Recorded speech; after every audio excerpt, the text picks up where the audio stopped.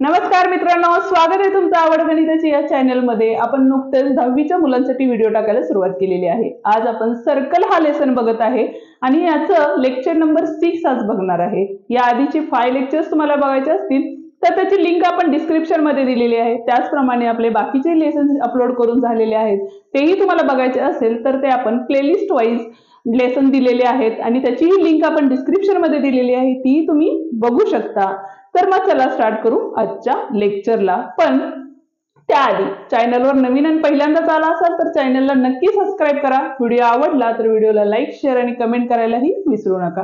आज आपण महत्त्वाचे पॉइंट्स बघणार आहे सर्कल मध्ये, त्यामुळे व्हिडिओ स्किप करू नका, व्हिडिओ पूर्ण बघा। व्हिडिओ आवडला तर लाईक, शेअर आणि कमेंट करायलाही विसरू नका।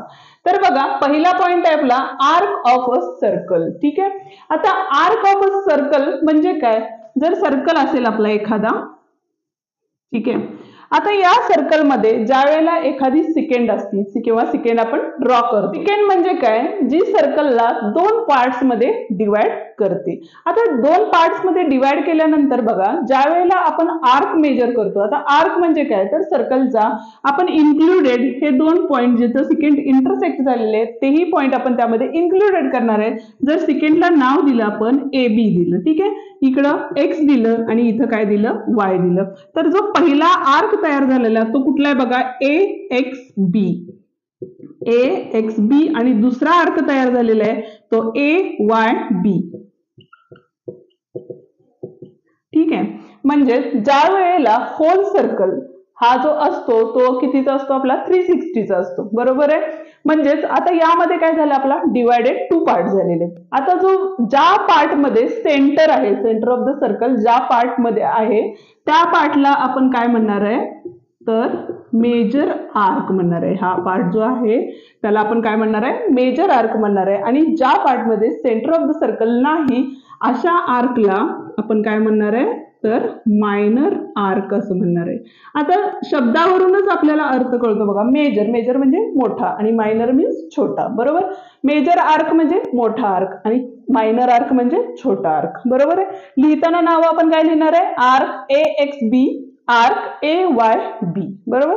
म्हणजे या ठिकाणी बघा, सेकंडची जी नावं आहेत ते पण आपल्याला काय करायचंय? इन्क्लुडेड करायचंय। म्हणजे ए पासून स्टार्ट होणार आहे नाव आपलं AXB आणि इकडे काय असणार आहे? AYB। तुम्ही या पद्धतीने पण लिहू शकता, आर्क BXA BYA असंही लिहू शकता, बरोबर आहे। ज्या वेळेला नेम लिहितं त्याच्या पुढे आपल्याला काय करायचंय? आर्कची स्पेलिंग लिहायची आहे आणि पुढे आपल्याला लिहायचंय AXB आर्क AYB।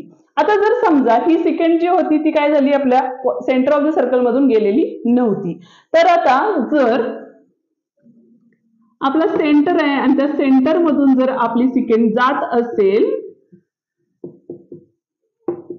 ठीक आहे, म्हणजेच बघा ज्या वेळेला सेकंड ही काय होती? तर सेंटर मधून जाती, त्या वेळेला तो जो आर्क असतो तो हा काय होतो? 180 डिग्रीचा होतो। का? तर सर्कल काय होतो? हाफ डिवायडेड होतो। म्हणजे हाफ सर्कल म्हणजेच काय झालं? होल सर्कल हा किती डिग्रीचा असतो? 360 डिग्रीचा असतो। आणि ज्या वेळेला हाफ सर्कल येतो म्हणजेच आर्क कुठला आहे बघा? APB इज इक्वल्स टू किती डिग्री असणार आहे? 180 डिग्री। आणि त्याच पद्धतीनं इथला जो खालचा आर्क आहे म्हणजेच कुठला आहे बघा? आर्क AQB हा सुद्धा किती असणार आहे? आपला 180 डिग्रीचा असणार आहे। ठीक आहे, हा होता आपला फर्स्ट पॉइंट जो होता आर्क ऑफ अ सर्कल। आता दुसरा पॉइंट आहे आपला सेंट्रल अँगल। आता सेंट्रल अँगल म्हणजे काय? तर सर्कलचा जो सेंटर असतो त्यामध्ये आपण अँगल ड्रॉ करणार आहे, त्या अँगलचा व्हर्टेक्स पॉइंट येत असेल तर तो जो तयार होणारा अँगल आहे त्याला आपण काय म्हणतो? सेंट्रल अँगल म्हणतो। आता हे आपण डायग्राम थ्रू बघूया। आता हा घेतला आपला सर्कल, हा होता सेंटर आणि ह्या सेंटर मधून आपण एक अँगल ड्रॉ केला, म्हणजेच बघा हा जो अँगल तयार झालेला हा आपला व्हर्टेक्स पॉइंट म्हणजे काय? ज्यावेळेला आपण अँगल काढतो तिथं कॉर्नरला येणारा, आर्मच्या कॉर्नरला येणारा जो पॉइंट असतो तो म्हणजेच आपला काय असतो? तर व्हर्टेक्स असतो। आणि हा जो व्हर्टेक्स जर सेंटर पॉइंट मध्ये असेल तर त्याला आपण काय म्हणणार आहे? तर सेंट्रल अँगल असं म्हणणार आहे। याला आपण थीटा असं म्हणू। म्हणजे हा आहे आपला सेंट्रल अँगल। ठीक आहे, आता या ठिकाणी बघा इथं पण परत आपल्याला 2 आर्क तयार झालेले आहेत। एक आर्क म्हणजे जर इथं आपण A इथं B दिलं इथं एक्स दिलं आणि इथं वाय दिलं, तर पहिला जो आर्क तयार होणार आहे तो काय होणार आहे, सेंट्रल अँगलच्या बाहेरच्या साईडचा असणार आहे आणि त्याला परत एकदा आपण काय म्हणणार आहे, तर मेजर आर्क. ठीक आहे. आणि जो अँगलच्या आतल्या साईडला म्हणजे सेंट्रल अँगल असतो त्याला आपण सेंट्रल अँगल म्हणू शकतो, पण हा जो आर्क आहे म्हणजे जो तो आहे त्याला आपण काय म्हणणार आहे, मायनर आर्क असं म्हणणार आहे. म्हणजे पहिला जो आर्क तयार झालाय तो कुठला आहे बघा, AXB आहे आणि दुसरा आर्क आहे आपला AYB, आर्क AYB. ठीक आहे. आता या ठिकाणी बघा, ज्या वेळेला सेंट्रल अँगल तुम्हाला दिलेला असतो तेवढाच आर्क हा आपला असणार आहे. म्हणजेच काय, आता जो पुढचा पॉइंट आहे आपला, मेजर ऑफ एन आर्क. आता आर्क कसे मेजर करायचे किंवा आर्क ज्या वेळेला तुम्हाला फाइंड आउट करायला सांगतात त्यावेळेला कसे फाइंड आउट करायचे ते आपण बघणार आहे. जर बघा सेंट्रल अँगल म्हणजे जेवढा थिटा असतो तेवढाच आर्क जो समोरचा त्याच्या तयार झालेला आर्क आहे मायनर आर्क, तो काय असणार आहे, थिटा एवढा असतो. म्हणजे याचा जो फर्स्ट पॉइंट आहे तो काय असणार आहे बघा, minor arc is equals to काय असणार आहे आपला, सेंट्रल अँगल. म्हणजे जेवढा थिटा आहे तेवढाच हा अँगल. जर समजा हा 70 डिग्री असेल तर इथला अँगल मायनर आर्क किती असणार आहे, म्हणजे मेजर ऑफ आर्क कुठला आर्क आहे आपला, AYB हा किती असणार आहे आपला, 70 डिग्री असणार आहे.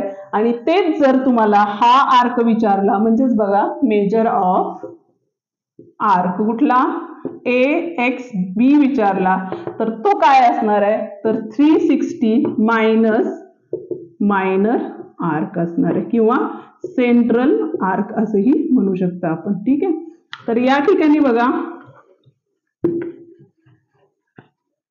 सेंट्रल अँगल, ठीक आहे, किंवा सेंट्रल थिटा. म्हणजेच बघा आत्ताच आपण बघितलं मायनर आर्क किती होता आपला, 70 होता. म्हणजे इथं जर 70 घेतले तर मेजर आर्क काय असणार आहे आपला, आता 360 का घेतलं तर होल सर्कल कितीचा असतो आपला, 360चा असतो बरोबर. हा इथला आर्क जर 70 डिग्रीचा झाला तर हा राहिलेला जो आर्क आहे तो कितीचा असणार आहे, तर 360 मायनस 70 डिग्री असणार आहे. म्हणजे सबस्ट्रॅक्शन केली इथं आले 9 आणि हे 290 डिग्रीचा असणार आहे. ठीक आहे. म्हणजे हा होल आर्क जो आहे AXB हा किती असणार आहे, 290 डिग्रीचा असणार आहे. आता या ठिकाणी बघा होल सर्कल जर असेल तर त्याचा जो आर्क असणार आहे तो किती असणार आहे आपला, 360 डिग्री असणार आहे. ठीक आहे. पण सेकंड जर आपली सेंटर ऑफ द सर्कल मधून जात असेल तर इकडचा जो आर्क असणार आहे तो किती असणार आहे, 180 डिग्री आणि इकडचा आर्क जो असणार आहे तो किती असणार आहे, 180 डिग्रीचा असणार आहे. का तर हाफ सेमी सर्कल हा किती असतो, 180 डिग्रीचा असतो. त्यामुळे तो आर्क किती असणार आहे, तर जर नावं दिली आपण एक्स वाय आणि पी तर arc XPY is equals to किती असणार आहे आपले, 180 डिग्री असणार आहे. पुढचा पॉइंट आहे आपला कॉन्करन्स ऑफ आर्क्स बरोबर. आता कॉन्करन्स ऑफ आर्क्स म्हणजे काय बघा, ज्यावेळेला आर्क असेल आपला आणि जे सेंटर ऑफ अँगल जे असतो त्यावेळेला रेडाय इक्वल लेंथ मध्ये असतील आणि आर्क जे आहेत तेही इक्वल असतील. जसं की आता इथला 60 आहे आणि इथला पण 60 आहे. नावं दिली आपण ABCD E आणि F. इथं आपण 120 घेतला तर बघा इथं बघा हा आर्क म्हणजे सेंट्रल अँगल जेवढा आहे तेवढाच आपला काय असतो, समोरचा आर्क असतो. म्हणजे मेजर आर्क ABC आहे आणि इकडं काय आहे बघा CEF आहे. दोन्ही पण 60-60 आहेत म्हणजेच कॉन्करंट आर्क आहेत किंवा आर्क ABC कॉन्करंट आर्क काय असणार आहे आपला, CEF. किंवा दोन अक्षरी जर नावं असतील तर बघा काय असणार आहे, इथला 120 असेल इथला पण 120 असेल तर आपण असंही लिहू शकतो आर्क. आता इथला काय आपला AF आहे बरोबर, AF इज इक्वल्स टू म्हणजे कॉन्करंट आर्क काय असणार आहे आपला, C डबल झालेले सॉरी इथं आपण D घेऊया म्हणजे इथं आले CD, इथं आले आपले DEF बरोबर. म्हणजेच arc AF concurrent arc CD असणार आहे. कधी, ज्यावेळेला इक्वल अँगल असतो म्हणजे इक्वल आर्क्स असतात त्यावेळेला. कॉन्करन्सचं मिनिंगच असं असते की दोन्ही इक्वल असतात. पुढचा पॉइंट आहे आपला property of sum of measures of an arc. आता जर समजा आपल्याला एक सर्कल दिलेलं आहे आणि त्याच्यावरती आपण काय केलं बघा, नावं दिली तर ABCD E आणि F. ठीक आहे. जसं आपल्याला आर्क मेजर्स करायचे, जसं की आर्क बघा AD आणि E घेतला, आर्क ADE ठीक आहे. आता घेताना कुठून आले बघा, या साईडहून या साईड पर्यंत आलेले आहे, बरोबर. म्हणजे आर्क आपला एवढाच आहे. तर आता प्रॉपर्टी काय असते, प्रॉपर्टी म्हणजे काय बघा, जर यामध्ये आपल्याला आर्क एडीई फाइंड करायचं असेल आणि तुम्हाला हाफ ऑफ आर्क दिले असतील, म्हणजेच बघा आर्क ए बी सी दिलेला असेल, म्हणजेच measure arc A B C plus measure arc आपण काय करणार आहे, इथून इथपर्यंत घेणार आहे. म्हणजेच काय घेणार आहे बघा, मेजर आर्क कुठला आपला CDE. ठीक आहे. म्हणजेच ह्या दोन्ही आर्कची ऍडिशन ही काय असणार आहे, ADE इतकी असणार आहे. पण इन केस जर तुम्ही असं केलं बघा, जर तुम्हाला सांगितलं असेल तर आर्क ए बी आणि डी घेतलाय आणि यामध्ये आपण आर्क आता इथपर्यंत घेतलेला आहे डी पर्यंत, आणि तुम्ही जर असं घेतलं ए बी सी, म्हणजे आर्क ए बी सी काय घेतलं बघा, तर BCD घेतला. तर या ठिकाणी बघा BC आणि BC हा आर्क काय झाला, डबल झाला. म्हणजे या दोघांची लेंथ जी असणार आहे ती इक्वल असणार आहे का, नाही, बरोबर आहे.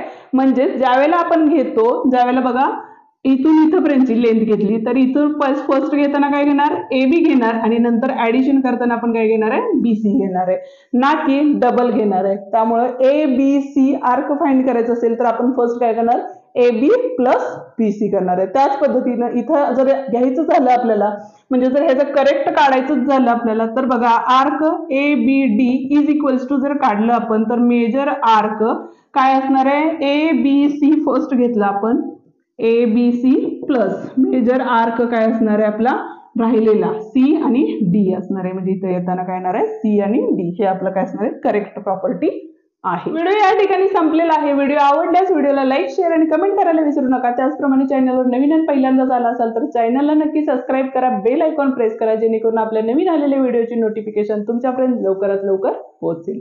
पुन्हा भेटूया पुढच्या व्हिडिओमध्ये, ज्यामध्ये आपण याच्याशी रिलेटेड असणारे जे थेरम आहेत ते आपण बघणार आहोत. तोवर आपण दिलेले डिस्क्रिप्शन मधल्या ज्या प्लेलिस्ट आहेत ते तुम्ही बघत राहा. थँक्यू.